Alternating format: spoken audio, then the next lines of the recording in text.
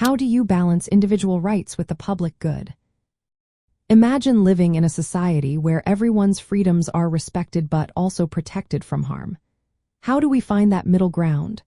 That's what balancing individual rights with the public good is all about.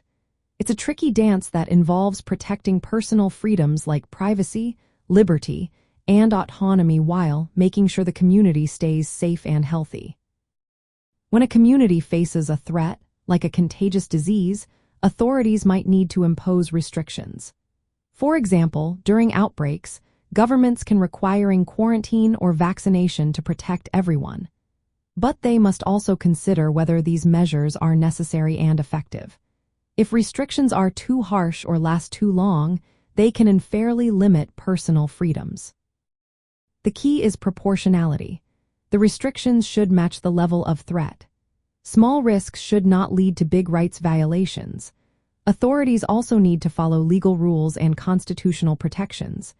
This ensures fairness and prevents abuse of power. For example, laws often requiring that any restriction on rights must go through a legal process and be based on evidence. Policies should also be fair to everyone, especially vulnerable groups. For example, during a health crisis, efforts should be made to reduce disparities and ensure that no group is unfairly targeted or left behind. Transparency is another important part. Governments should clearly explain why restrictions are needed and how they will be lifted. Honest communication builds trust and helps people understand the importance of collective safety. Courts have historically supported government actions that limit individual rights if they are necessary for public health. But these powers are not unlimited. They must respect constitutional rights like liberty and due process. During the COVID-19 pandemic, many governments used measures like mask mandates and lockdowns. These actions helped control the virus but also sparked debates about personal freedoms.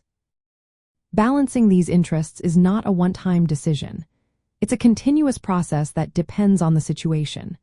It requires careful ethical reflection, legal safeguards, and political judgment. The goal is to protect human dignity and social order without unjustly sacrificing individual freedoms. When done well, this balance helps create a society that is both free and safe for everyone.